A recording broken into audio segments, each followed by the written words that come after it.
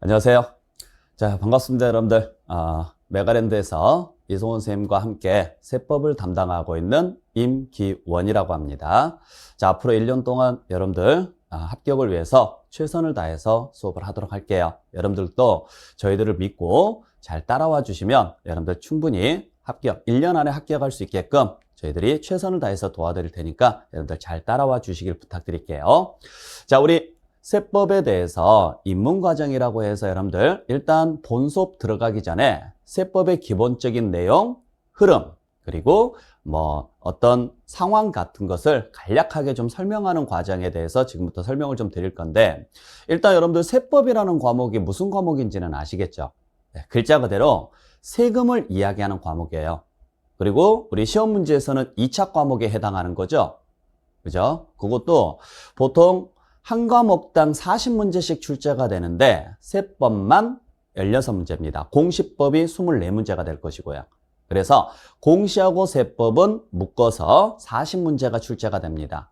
그래서 세법이 전체 6과목 중에서 여러분들이 공부하셔야 될 총 6과목 중에서는 가장 비중이 좀 낮아요. 근데 그러다 보니까 사람들이 보통 공부하시는 분들이 세법은 대충 해도 되겠지 라고 생각하시는 분들이 되게 많거든요. 그러시면 안 돼요.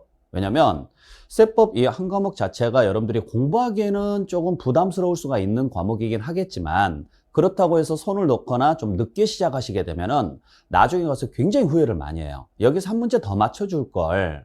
왜냐면 공시세법이 마지막 3교시 때 시험을 보거든요. 오전에 1교시에 1차 과목 학개론하고 민법을 먼저 시험을 보고, 그 다음에 2교시 때 2차 과목 중에서 공법이나 중개사법 요걸 시험을 볼 것이고, 그 다음에 3교시 때 공시세법을 봅니다. 그러다 보니까 마지막 시간에 시험을 보다 보니까 체력을 거의 다 쓰고 나서 시험을 봐요. 그래서 아는 문제들도 많이 놓치는 경우도 있고요. 그래서 의외로 공시세법에서 점수가 좀 안 나오는 경향이 좀 있거든요. 그렇기 때문에 여러분들께서 너무 안심하고 있거나 너무 소홀히 해서는 안 되고, 그렇다고 해서 세법을 엄청나게 공부를 한다? 이것도 좀 안 되는 이야기죠. 왜냐면 16문제밖에 안 되거든요. 그죠? 그러니까 16문제 다 맞춰봤자 40점밖에 안 돼요. 그럼 공시세법 중에서 어느 걸 열심히 해야 될까라고 물어봤을 때 당연히 문항수가 많은 공시를 조금 더 여러분들이 투자를 하셔야 되겠죠. 그렇다고 해서 세법을 놓게 되면은 절대 점수가 안 나와요. 그래서 시작은 일찍 하시되 꾸준하게 수업을 들어주시는 게 중요한 거고, 그 수업을 들으시면서 여러분들께서 감을 떨어뜨리지 않게끔 계속 돌리셔야 돼요. 대신 집중적으로 공부를 하는 시점은 어느 시점이냐? 내년 한 3월 정도. 아셨어요? 그때부터, 그러니까 3월 전까지 또는 3월까지는 1차 과목에 대해서 어느 정도 안정적인 점수권이 나와줘야 돼요. 그래야 좀 마음이 좀 편해지면서 2차에 대해서 집중을 좀 할 수가 있으니까. 그렇기 때문에 여러분들이 잘 따라와 주시고, 저희들이 여러분들 충분히 100점은 아니더라도 60점은 맞을 수 있게끔 그렇게 해드릴게요. 믿고 따라오세요. 아시겠나요? 네. 자, 그러면 지금부터 우리 입문 과정에 대해서 세법에 대해서 간략하게 한번 정리를 하고 좀 넘어가 볼 건데, 자, 우리가 세법이라는 과목 글자 그대로 세금에 대한 내용입니다. 그죠? 자, 세금에 대한 내용인데, 우리 세법은 어떻게 지금 구성이 되어 있느냐면, 자, 가장 기본적으로 지금 봐야 될 내용이 일단 기초 이론입니다. 즉, 세금이라는 게 무엇인가에 대해서 먼저 설명을 드릴 거고, 그 다음에 납세 의무라는 것은 뭘 이야기하느냐면 누가 세금을 낼 것이고 얼마를 낼 것이며 어떤 방식으로 낼 것인가, 이걸 설명하고 있는 게 납세 의무죠. 그러니까 세금에 대해서 기본적인 흐름을 알려드리는 게 총론에서 알려드리는 거예요. 그리고 나서 이제 뭐 해드리느냐, 우리가 배우는 세금은 부동산을 거래할 때 나오는 세금이에요. 그러니까 부동산을 거래한다는 이야기는 무슨 이야기예요? 부동산을 거래한다는 이야기는 부동산을 뭐해서 취득을 해서 가지고 있다가 언젠가는 이 부동산을 뭐 할까요? 양도를 하겠죠? 양도를 하게 되면은 다시 누군가는 취득을 하게 될 것이고요. 요 과정 속에서 나올 수 있는 세금에 대해서만 배웁니다. 그중에 취득할 때 내는 세금 중에서 가장 기본이 되는 세금이 취득세죠. 그리고 보유 중에 가장 기본이 되는 세금이 재산세가 될 것이고, 양도할 때 내는 세금 중에서 가장 기본이 되는 세금이 양도소득세예요. 그래서 이 흐름에 따라서 교재도 구성이 되고 설명도 이 흐름에 따라서 갈 겁니다. 그중에 총론 쪽에서 보통 몇 문제가 나오느냐면 2문제 정도가 출제가 되고, 취득세 쪽에서 약 한 3문제에서 4문제 정도 출제가 되고, 재산세 쪽에서 약 한 3문제에서 4문제 정도 출제가 되고, 소득세 쪽에서 한 6문제에서 7문제 정도 출제가 돼요. 자, 보신 바와 같이 소득세 부분이 비중이 높죠. 세법 중에서는, 세법 내에서는 총 16문제인데 전체가 총 16문제가 출제가 될 거예요. 그중에서 가장 비중이 높은 부분이 어디냐? 소득세입니다. 그리고 소득세는 분량도 되게 많아요. 그렇기 때문에 소득세에 대한 개념을 좀 더 확실하게 잡아주시는 게 좋을 것 같고, 세법을 공부할 만한 여력이 좀 되신다 그러면 수업은 수업대로 진도대로 따라오시되 여러분들께서 한 과정이 끝나고 나면 소득세를 먼저 시간 나실 때 조금씩 더 채워주시길 부탁드릴게요. 소득세가 정리가 되면 취득세라든지 재산세 부분은 조금 더 정리하기가 수월해져요. 이해되셨죠? 그렇게 여러분들 따라와 주시길 부탁드릴게요. 자, 그러면 오늘은 첫 번째 시간 조세 총론에 대해서 먼저 설명을 드릴게요. 자, 조세의 기초 이론입니다. 글자 그대로 세금이라는 게 무엇인가에 대해서 간략하게 설명을 좀 드릴 건데, 자, 우리 조세의 의의를 한번 살펴보도록 하죠. 세금이 뭐냐? 자, 세금이라는 것은 국가나 지방자치단체가 뭐 하기 위해서 경비 목적으로, 경비에 충당할 목적으로 개별적 반대급부 없이 개인 또는 법인으로부터 강제로 거두어 들이는 금전적 부담을 말한다. 요게 조세예요. 자, 이걸 풀어서 쓰면은 밑에 이제 특징해가 나와 있는데, 보시면 첫 번째, 자, 조세를 부과하는 주체는 누구냐? 국가 또는 지방자치단체다. 당연하죠. 자, 여러분들 세금이라는 게 뭘 이야기하는 거냐면, 자, 국가가 있어요. 근데 국가가 먼저예요? 국민이 먼저예요? 그죠? 우리는 보통 국민이 먼저라고 하는데 잘 한번 생각해 보세요. 물론 국민이 우선입니다. 국민이 우선인데 이 국민을 지킬 테두리가 없으면 국민이 흩어져요.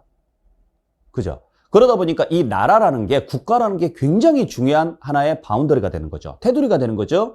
나의 안전, 나의 신변, 내 가족을 보호할 수 있는. 그러면은 이 국가라는 테두리를 지키기 위해서는 여러 가지 돈들이 필요할 거예요. 자, 간단하게 이야기를 말씀을 드린다 그러면은 가정이라고 생각을 해보시면 돼요. 가정. 자, 여러분들이 살고 계시는 우리 가족들이 있습니다. 근데 가족들이 살 곳이 어디예요? 집이죠. 그러면 이 집 안에서 가족들이 생활하기 위해서 필요한 돈이 있어요, 없어요? 있죠? 그걸 우리가 집에서는 뭐라 그래요? 생활비라고 하죠. 그 생활비를 좀 더 확대시키면 뭐에 해당하는 거냐면 세금에 해당한다라고 보시면 돼요. 아시겠죠? 그렇기 때문에 세금은 가정의 확대인 국가나 지방자치단체가 걷어들인다, 이렇게 보시면 되죠. 그래서 국가가 걷어들이는 세금을 우리는 뭐라고 이야기하느냐면 국세라고 이야기하고, 지방자치단체가 걷어들이는 세금을 뭐라고 이야기하느냐면 지방세라 그래요. 지방세. 아시겠죠? 그러니까 쉽게 이야기를 하면 가족 전체를 위해서 써야 되는 돈이 있고, 그죠? 또 가족 구성원의 개개인이 써야 되는 돈이 있단 말이에요. 예를 들어서 우리 가족 전체를 위해서 오늘은 어떤 식비가 필요하다. 전기요금은 얼마만큼 나갈 것이다. 이런 것들이 필요할 수도 있고, 가족 전체가 쓰는 거니까. 그 다음에 개인적으로 봤을 때, 자, 학교를 다니는 자녀가 있다. 그러면 이 자녀에 대한 학비는 얼마 정도? 그 다음에 뭐 교구를 준비해야 될 돈들이 얼마 정도? 이런 것들이 필요하죠. 그래서 국가도 마찬가지예요. 국가 전체를 위해서 써야 되는 돈이 있는가 하면 각 지방자치단체, 우리가 지방자치단체라고 이야기하면 뭘 이야기해요? 지방자치단체라고 이야기하면 특별시나 광역시나 도 또는 시나 군이나 구가 되겠죠. 이런 곳에서 써야 될 돈들이 있단 말이에요. 그래서 따로따로 징수가 들어가요. 자, 기억을 하시길 바랍니다. 자, 그 다음에 두 번째, 자, 조세는 어떻게 내는 것을 이야기한다? 금전급부이다. 금전급부이다. 즉 무슨 말이냐면 현금으로 내라고요. 자, 세금은 걷어서 어떻게 해야 돼요? 쓰는 게 목적이죠. 저축이 목적이 아니에요. 그죠? 저축을 해서 불려나간다? 나라의 뭐 부를 불려나간다? 이게 목적이 아니라 국민을 위해서 쓰는 돈이란 말이에요. 국민을 위해서. 그렇기 때문에 쓸 때, 이걸 사용을 할 때 불편함이 없어야죠. 불편함이 없는 것 중에서 제일 좋은 게 뭐냐면 현금이죠. 아시겠죠? 그래서 만약에 부동산으로 세금을 내요. 그러면 그걸 다시 현금화 시키는데 비용도 많이 들고 시간도 많이 들죠. 여러분들 생일 선물로 제일 받고 싶은 게 뭔지를 한번 생각해 보세요. 생일 선물로 상품권을 받을 거냐, 뭐 구두 상품권을 받을 거냐, 아니면은 뭘 받을 거냐. 자, 예를 들어서 아파트가 하나 있어요. 그러면 아파트를 받으실래요? 아파트를 살 돈을 받으실래요? 두 개를 논다면. 물론 아파트를 받는 분도 계시겠지만 만약에 내가 준다 그러면 저 같으면 아파트를 살 돈을 받겠죠. 왜냐면 이 돈을 가지고 내가 정말 이 아파트가 필요하면 이걸 사겠지만 필요 없으면 이걸 가지고 다른 걸 할 수가 있으니까. 그래서 우리는 현금을 좋아하는 거잖아요. 다 똑같은 마음 아닌가요? 네. 자, 그래서 조세는 금전으로 내는 게 원칙인데, 자, 이게 뭐 예를 들어서 100만 원이다, 10만 원이다 그러면은 어떻게 해서 이제 금전으로 내겠죠. 근데 예를 들어서 이게 뭐 10억이다, 20억이다. 이걸 현금으로 007 가방에 넣어가지고요. 이것도 애매하죠. 그래서 금전으로 내기가 좀 곤란할 때가 있어요. 그래서 우리나라는 아주 예외적으로 뭘 만들어 놨느냐면 금전 외의 것으로 낼 수 있는 제도를 만들어 놨어요. 그걸 뭐라고 하느냐면 물납이라 그래요. 물납. 그래서 조세는 물건으로 납부할 수 있는 제도가 있더라. 딱 두 개가 있는데 재산세라는 세금하고 상속세라는 세금, 요 두 개만 뭘로 할 수 있느냐? 물건으로 낼 수 있게끔 해줬다 이야기예요. 자, 그렇게 해서 여러분들께서 보시면 돼요. 그래서 세금이라는 것은 누가 걷느냐? 국가나 지방자치단체가 경비 목적으로 걷는 거다. 그리고 세금은 뭘로 내느냐? 금전으로 낸다. 그러면 금전 외의 것으로 낼 수 있는 경우가 있느냐? 있더라. 그걸 뭐라고 이야기한다? 물납. 네, 그렇게 보시면 되겠죠? 자, 그래서 그런 내용으로서 여러분들께서 정리를 좀 해주시면 되고, 자, 두 번째, 그러면 세금에는 어떤 종류들이 있느냐라는 건데, 세금은 여러 가지 이름들이 있습니다. 자, 우리도 마찬가지예요. 저라는 사람, 제 이름은 임기원 하나 있죠. 여러분들도 여러분들 이름 하나잖아요. 이름 여러 개 아니잖아요. 근데 호칭은 여러 개가 있죠. 호칭은 예를 들어서 뭐 아버지가 부른다, 부모님이 나를 부른다 그러면 아들 이렇게 부를 수도 있고, 조카가 부른다 그러면 삼촌 이렇게 부를 수도 있고, 친구가 부른다 그러면 야 뭐 이렇게 부를 수도 있고요.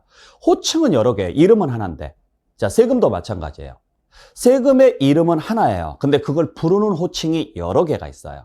그걸 구분을 좀 하셔야 되는데, 일단 누가 부과를 하느냐에 따라서 세금은 두 종류로 나눠요. 국가가 부과를 하면은 국세라고 하고, 지방자치단체가 부과를 하면 지방세라고 합니다. 어렵진 않죠? 그래서 국가가 부과를 한다? 그러면 국세. 지방자치단체가 부과를 한다? 그러면 지방세. 현행 국세의 종류는 총 몇 개가 있느냐면 13개가 있어요. 국세가. 종합부동산세, 뭐 소득세, 어쩌고 해가지고 13개가 있는데 외울 필요는 없어요. 그냥 그런 게 있는가 보다 하세요. 그리고 지방세 종류는 총 11개가 있어요. 뭐 취득세다, 등록면허세다, 뭐 이런 식으로 해서 총 11개가 있습니다. 그랬을 때 여러분들, 국세는 누가 부과하는 세금이냐면 국가가 부과를 하죠. 근데 국가기관 중에서 세금을 담당하는 기관이 어디냐면 세무서예요. 세무서. 가끔 오해하시는 분들이 계시는데 세무서가 모든 세금을 담당한다 이렇게 오해하시는 분들이 계시거든요. 아닙니다. 여러분들 공무원이 세무 공무원이 세 종류가 있어요. 국가직 공무원이 있고 지방직 공무원이 있고 관세직이 있어요. 아마 자녀분들 중에서 또는 뭐 공부하시는 분들 중에서 세무직을 공부해 보신 분들이 있거나 아니면 공부 준비하시는 분들이 있을 건데, 국가세무직을 준비를 해서 합격을 하시면, 국가세무직을 합격을 하시면 세무서나 국세청에서 근무를 하시고, 지방세무직을 합격을 하시면 여러분들 구청이나 시청 가보시면 민원실 옆에 이렇게 써 있을 거예요. 지방세과 이런 식으로 적혀 있을 거예요. 뭐 민원과, 지방세과, 도시과, 무슨과 이렇게 있죠. 그중에 지방세과, 이곳이 지방세무직을 합격하신 분들이 거기에서 근무를 해요. 그리고 관세직을 합격을 하시면은 세관에서 근무를 하고요. 아시겠죠? 자, 그래서 세무서는 국세만 담당하는 곳이에요. 그러니까 이걸 모르시는 분들이 굉장히 많더라고요.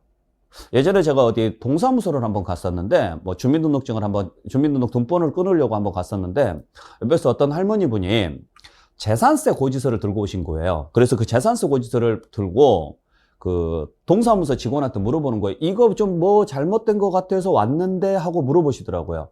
그랬더니 그 동사무소 직원분께서, 예, 아, 할머니, 이거 세무서로 가셔야 돼요. 저희 담당 아니에요. 이렇게 이야기하시더라고요. 옆에서 보는데, 이거를 어떻게 이야기를 해야 되나.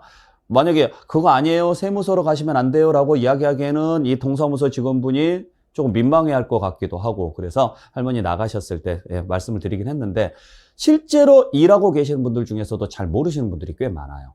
그러니까 여러분들이 지방세 때문에 문제가 생겼다. 그러면 어디로 가셔야 되느냐면, 동사무소 가시면 안 돼요. 어디로 가셔야 되느냐면 구청이나 시청 가셔야 돼요. 도청이나. 그쪽에 가서 문의를 하셔야 되고, 만약에 국세 때문에 문제가 생겼다? 그러면 세무서로 가셔야 돼요.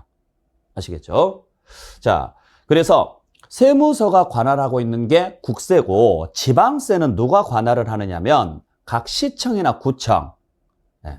그래서 시청이나 구청이나 또는 뭐 군청이나 아니면 도청, 이곳에서 관리하고 있는 게 뭐냐면 지방세예요. 이해되셨죠? 그렇게 해서 여러분들 보시면 돼요. 그래서 집에 세금 고지서라든지 안내문이라든지 통지서 같은 거 있으면 꼭 찾아보세요. 아마 지난달에 재산세 고지서 아마 왔을 건데 봐보세요. 누가 보냈는지 보세요. 어디 구청, 어디 시청 이렇게 보냈을 거예요. 구청이나 시청이나 이런 식으로 나왔다? 그러면 아, 이건 지방세구나. 근데 어디 세무서 하고 이렇게 온 고지서나 안내문이 있을 거거든요. 그건 국세라고 보시면 돼요. 살아가시면서 여러분들께서 아, 이건 국세구나. 아, 얘는 지방세구나. 그렇게 여러분들께서 이해만 하시면 돼요. 참고로 그 담배 피신 분들이 내는 세금이 담배 소비세거든요. 담배값 안에 들어가 있는 게. 그다음에 술 드신 분들이 내는 게 주세예요. 술값 안에 들어가 있어요.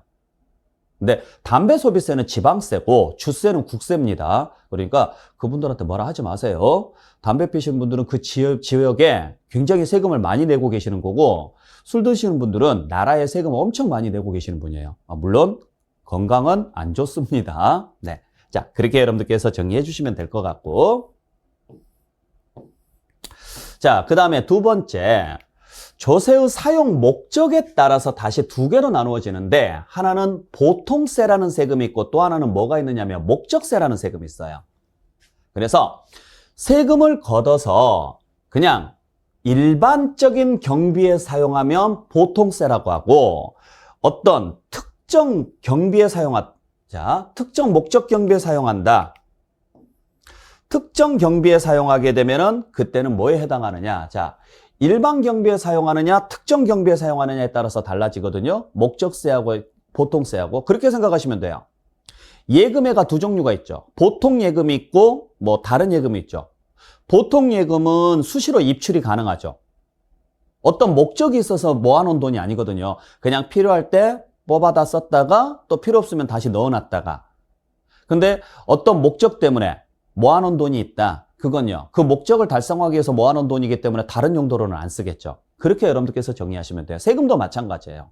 그래서 여러분도 호주머니에 돈이 있으세요? 네. 뭐 요즘 이제 현금 가지고 다니시는 분들 거의 없을 건데, 호주머니에 돈이 예를 들어서 5만 원이 있다. 그러면 그 5만 원을 왜 들고 나왔느냐 이야기예요. 그냥 들고 나왔어. 혹시라도 모르니까. 그러면 그게 보통세. 아, 이 5만 원 나 친구한테 빌린 돈인데 오늘 갚아야 돼. 그래서 가지고 나왔다. 그러면 친구한테 갚을 돈인데 딴 데 안 쓰겠죠. 그게 목적세예요.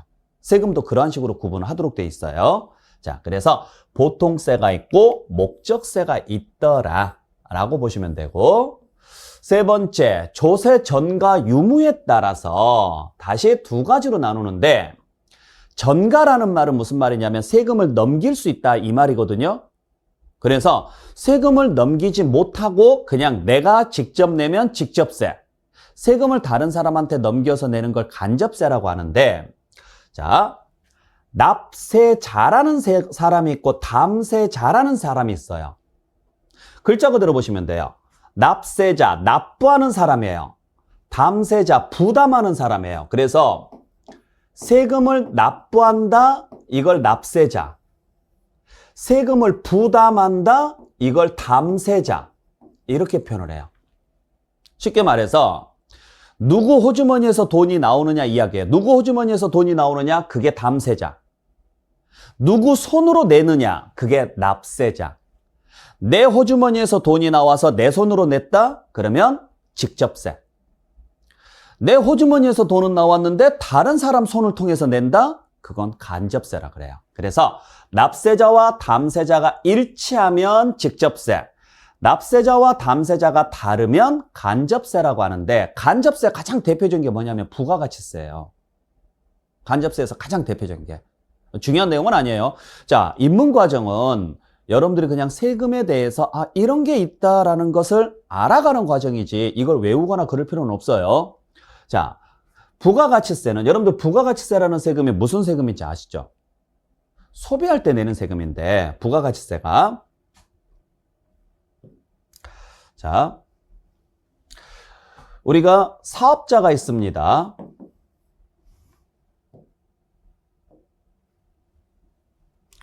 자, 사업자가 있는데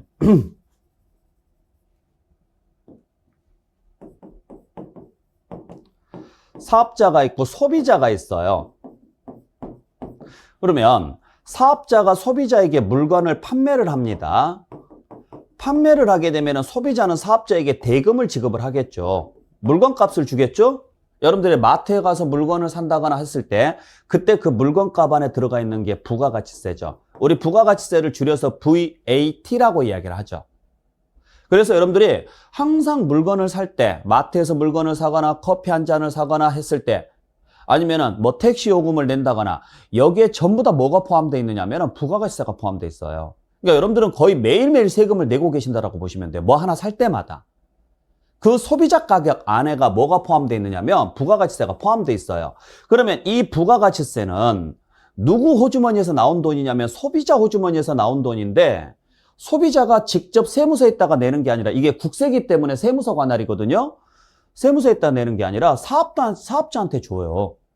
그러면 사업자가 그걸 받아서 납부를 하는 거죠. 그러니까 사업자는 납부하는 사람이니까 뭐에 해당하느냐면 납세자에 해당하는 거고, 소비자는 그 돈을 부담하는 사람이기 때문에 담세자라고 이야기하는 거고요. 이렇게 소비할 때 내는 세금이 간접세예요. 소비할 때. 그래서 물건값 안에 들어가 있는 부가가치세, 그 다음에 자동차라든지 이런 것들에 들어가 있는 개별 소비세, 우리 보통 줄여서 개소세 이렇게 많이 이야기하잖아요. 그 다음에 술값 안에 들어가 있는 주세, 담배값 안에 들어가 있는 담배소비세. 여러분들 여권을 발행을 받거나 아니면 원서 접수를 할 때 수입인지 붙이죠. 그거 돈 주고 사는 거죠. 그 돈 주고 살 때 그 돈 누구한테 줘요? 인지 파는 사람한테 주죠. 그게 인지세예요. 이런 것들요. 그게 전부 다 간접세고, 우리가 배우는 세금, 취득세라든지 재산세라든지 양도소득세 같은 경우는 전부 다 직접세에 해당합니다. 그냥 참고로 보시면 돼요. 자, 그 다음에 과세 표준에 따른 분류, 뭐 이런 식으로 지금 나와 있는데, 자, 보죠. 자, 지금부터는 여러분들 좀 정확히 알고 계셔야 될 게, 우리가 세금은 어떻게 계산을 하느냐면, 세금 계산식이 과세 표준이라는 것에다가 뭘 곱하도록 돼 있느냐면 세율을 곱하도록 돼 있어요. 그래서 과세 표준에다가 세율을 곱해서 나온 값을 뭐라고 이야기하느냐면 산출세액이라 그래요. 산술적으로 계산해서 나온 세액이다. 그래서 산출세액이라 그래요. 여기에서 이제 여러 가지 내용들이 있어요. 만약에 잘못한 게 있다. 그러면 세금이 추가됩니다. 이걸 무슨 세금이라고 하느냐면 가산세라 그래요.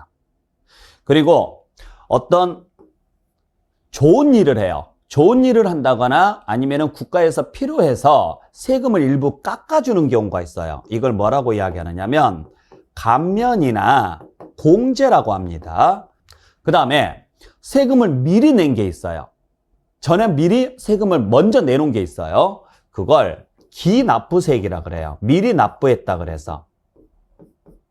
이런 게 있으면 빼서 최종적으로 뭘 계산하느냐?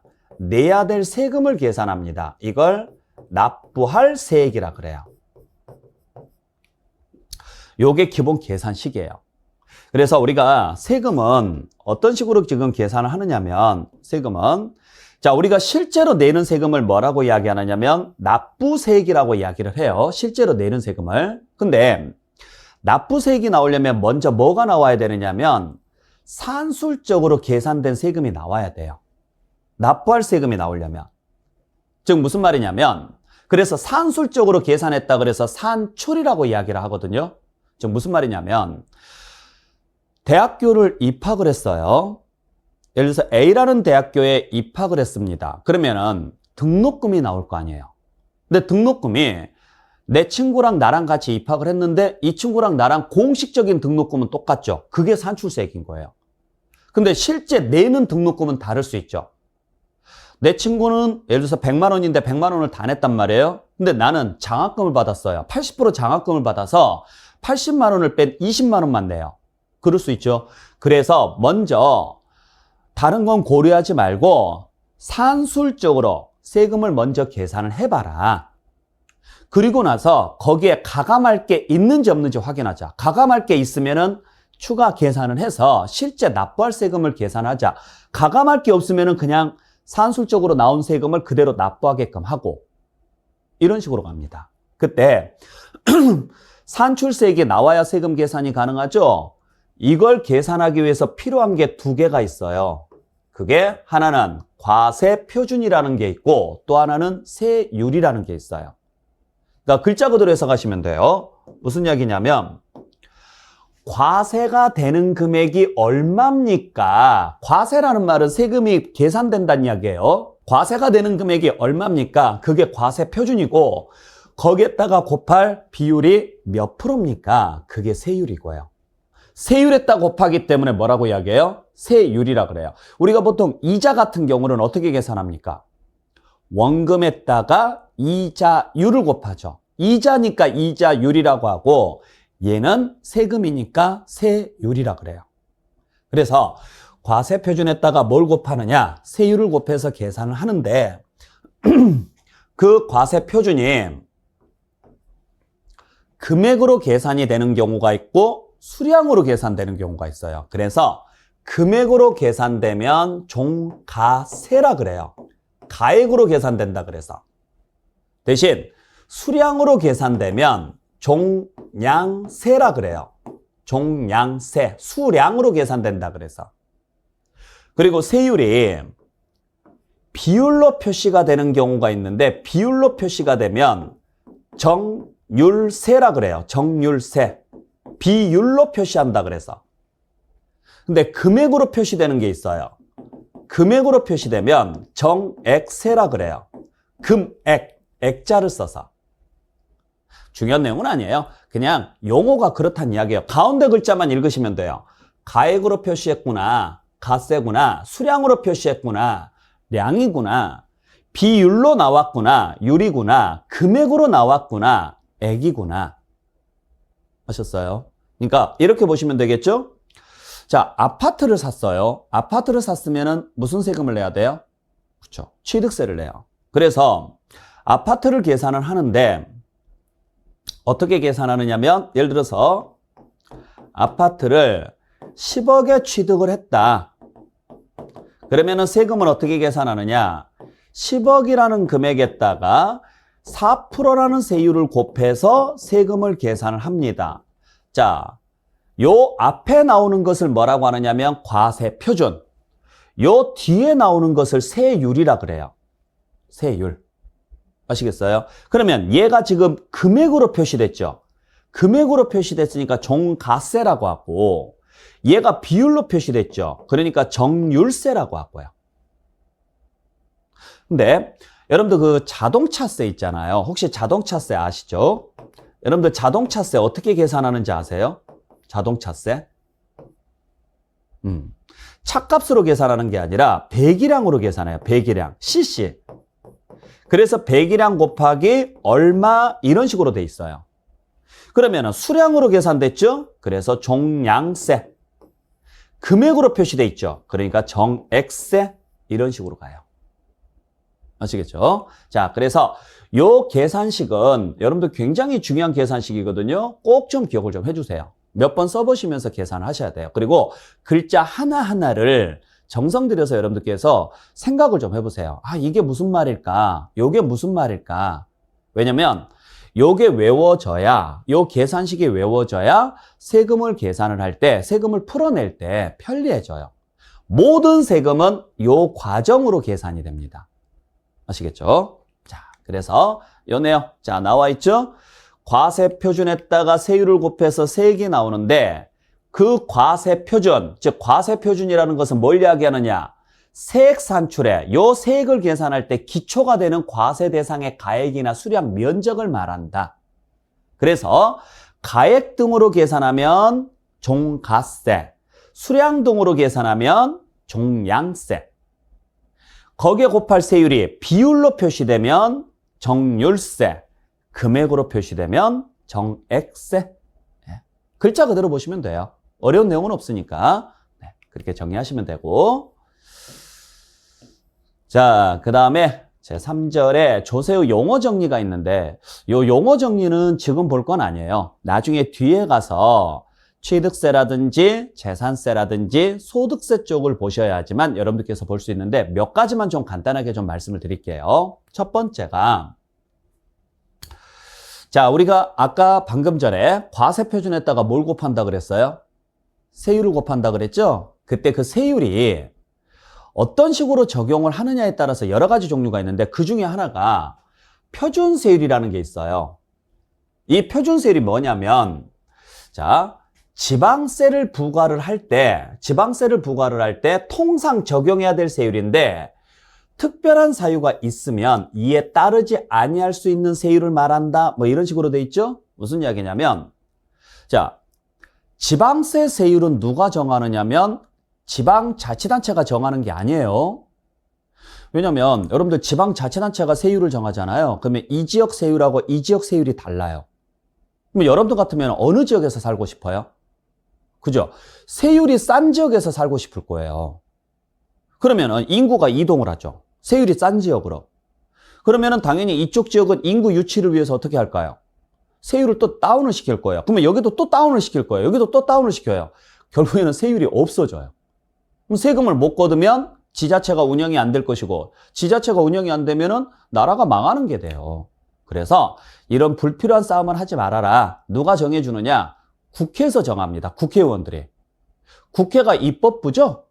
즉 법을 만드는 곳이잖아요. 그래서 세율은 법으로 만들어 놓거든요. 그래서 국회에서 지방세 세율을 법으로 딱 정해줘요. 법률로 세율을 딱 정해주는데 문제는 이게 지방세다 보니까 그 지역의 특성을 고려를 해줘야 돼요. 우리 지역은 이번에 홍수 피해를 봤습니다. 재해를 좀 입었습니다. 그래서 원래 있던 세율을 적용하기에는 좀 부담스럽습니다. 좀 낮춰주세요. 이럴 수 있죠. 우리 지역은 이번에 돈이 좀 많이 벌렸습니다. 그래서 세금을 조금 더 걷어도 지역 주민들이 부담은 크게 안 느낄 거고 그 다음에 서로 상호 합의가 됐습니다. 세금 조금 더 거둘게요. 라고 할 수가 있어야죠. 그렇게 해서 세율은 주어졌긴 주어졌는데 요걸 그대로 되도록이면 이걸 그대로 적용을 하되 필요하면 일정 범위를 줄 테니까 그 범위를 넘어가지 않는 범위 내에서 세율을 가감 조정할 수 있게끔 그렇게 할 수 있는 세율을 무슨 세율이라고 하느냐면 표준세율이라고 그래요. 그러니까 이런 거예요. 쉽게 이야기해서 자, 저한테 주어진 수업 시간이 50분입니다. 그러면 수업을 막 하다가 50분 딱 됐어요. 그러면은 자, 여기서 멈추고 쉬었다가 가겠습니다. 이래야 돼요? 아니죠.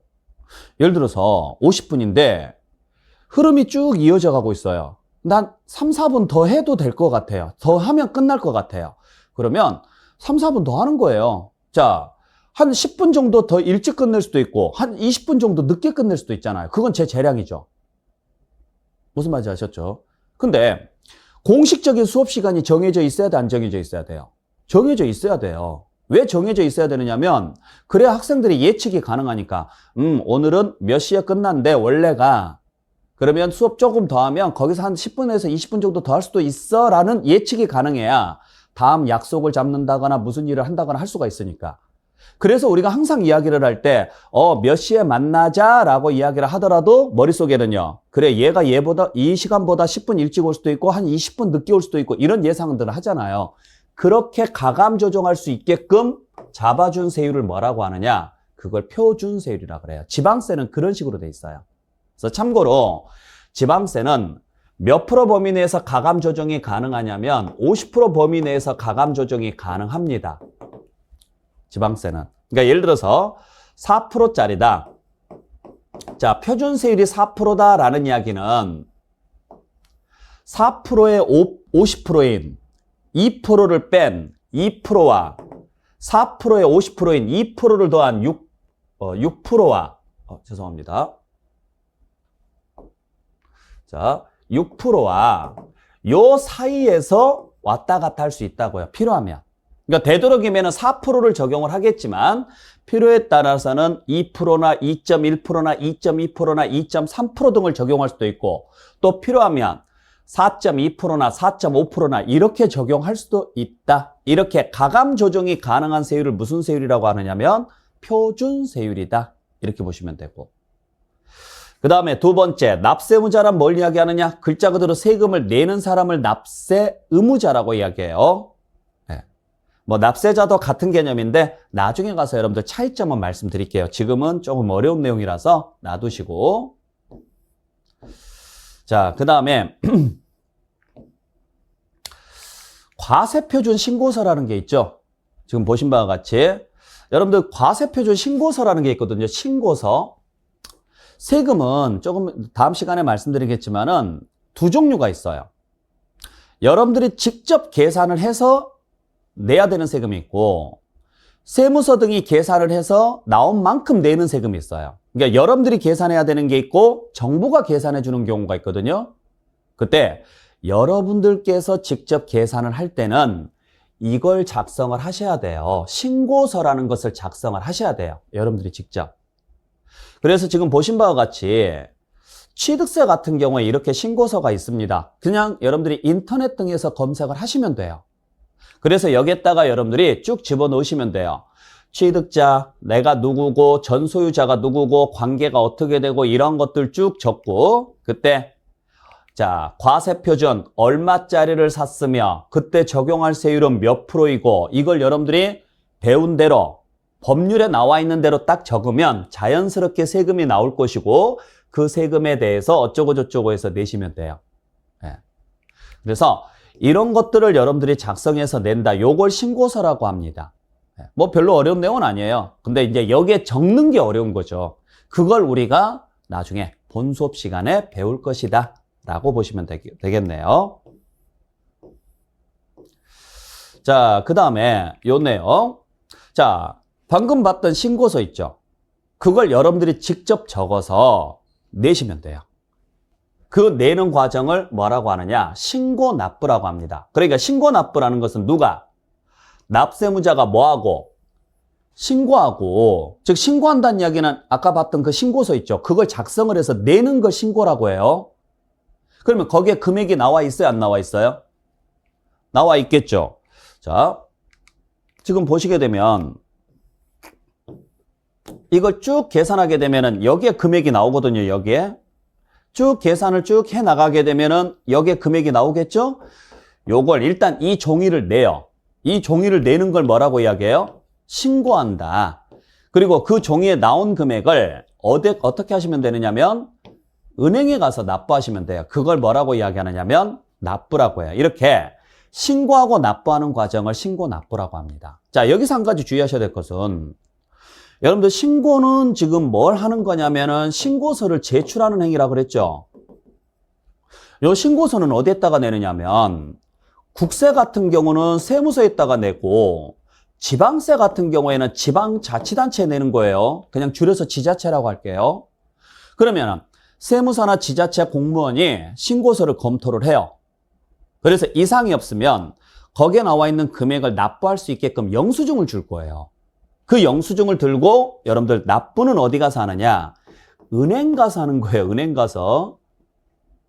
그래서 여러분들이 은행까지 가야 되는데 은행까지 가려면은 자 지방세면은 구청 들려서 신고서 내고 다시 은행 들려서 납부를 해야 되는데 멀잖아요. 그래서 보통 은행이나 세무서 안에 구청이나 세무서 안에 은행 출장소가 있죠. 거기에서 내면 돼요. 근데 만약에 여러분들이 안 내죠. 안 내면 해당 세무서나 지방자치단체에서 직접 세금을 계산을 해서 여러분들한테 내라고 종이를 보내줄 거예요. 그 종이를 뭐라고 하느냐면 고지서라 그래요.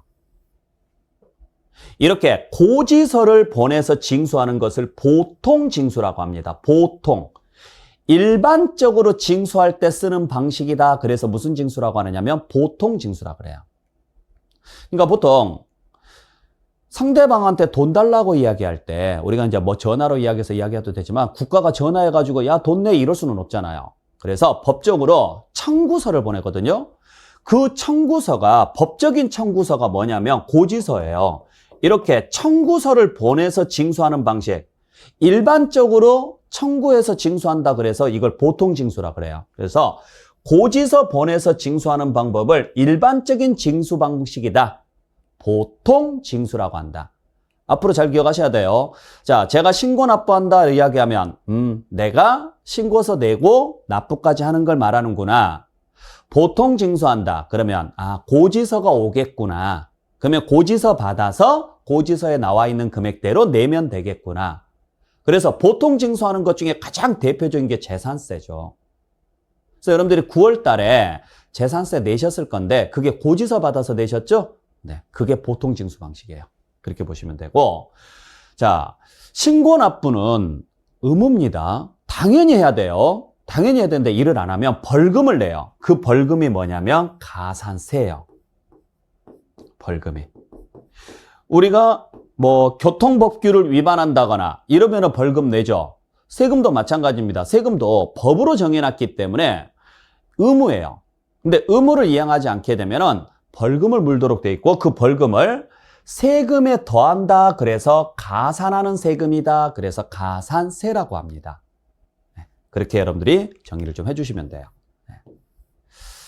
자, 그래서 이러한 내용들까지 여러분들께서 확인을 좀 해주시면 될 것 같고 나머지 내용은 나중에 가서 여러분들이 뭐 취득세라든지 재산세 가서 다시 한번 추가 내용을 정리하도록 할게요. 아시겠죠? 자, 오늘 첫 번째 시간 여러분들 입문 과정에 대해서 세법이란 이런 과목이고 세법에 대한 기본적인 용어에 대해서 여러분들 정리를 해드렸는데 앞으로 세법을 공부할 때 처음에 서두에도 말씀드렸다시피 수업은 꾸준하게 들어주시는 게 좋습니다.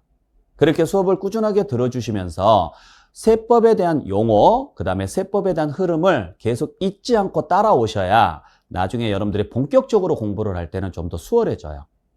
아시겠죠? 그래서 저희를 믿고 여러분들이 끝까지 잘 따라와 주시면 꼭 합격할 수 있게끔 저희들이 최선을 다해서 수업하도록 하겠습니다. 자, 여러분들 오늘 고생하셨고 다음 시간에 여러분들 다시 찾아뵙도록 할게요. 마치겠습니다.